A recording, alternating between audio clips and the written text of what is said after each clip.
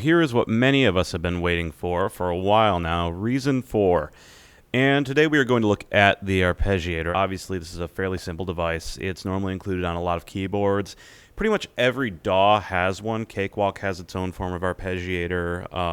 Logic has an arpeggiator built in. Ableton. So it was only really a matter of time before Reason did this. Even though Reason really isn't a DAW, it's more of a synthesizer tool, which I think a lot of people get confused on. They have this whole argument about Sonar or Logic versus Reason, when really Reason is meant to be used as a rewire device, not as an end-all be-all production unit. Although you can use it for that. It is designed to do that. But I wouldn't necessarily recommend it, especially if you want to add audio recordings. Now, if you'll notice, I have the Arpeggiator set up here. I do have Thor open, but that's for a separate that's for a separate bass line. Right now I'm controlling a Maelstrom Little Johnny lead that I've tweaked a little bit to give it a little bit of a lower end. If you listen, here's what we have so far. It's a pretty basic line that I'm going to alter.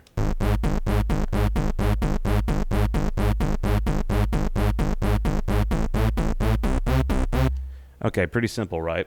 So starting, let's look at, we have an octave shift option here. So you can actually use the Arpeggiator to control any synth in real time.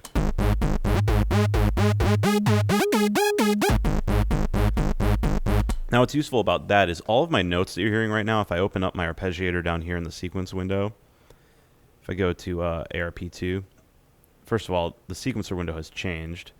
I actually have a clip similar to what I have in Logic or Ableton. I can double click it and you'll notice the notes appear down here. So all of my notes are actually in the Arpeggiator. They're not in the Maelstrom. If I go to the Maelstrom over here, you'll see there's no clip at all. So everything's being controlled from the ARP, which is very useful, especially if you're sending to multiple synths and you want to have identical control.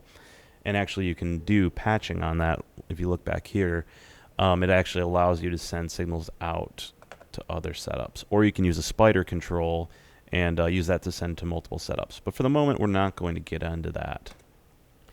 First, I'm going to look at the basics of the Arpeggiator. So I'm playing. It's going up and down. So I can actually change up the patterns the way I would on any other Arpeggiator.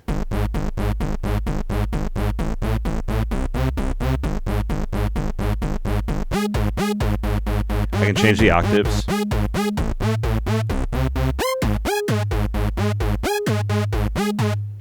Change up this as well. Different patterns.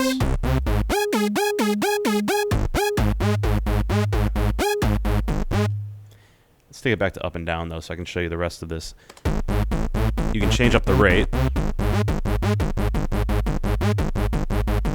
This is really useful if you're doing anything breakbeaty or syncopated. You can actually, here I'll throw on some drums real quick so you can see what happens when you do that with normal drums.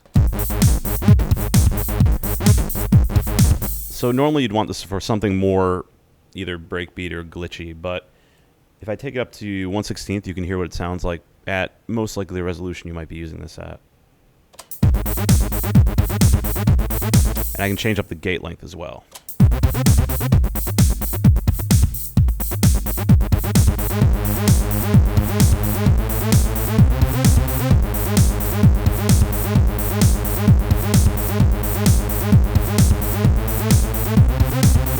All right, now let's see what happens if I screw with the octaves a little bit.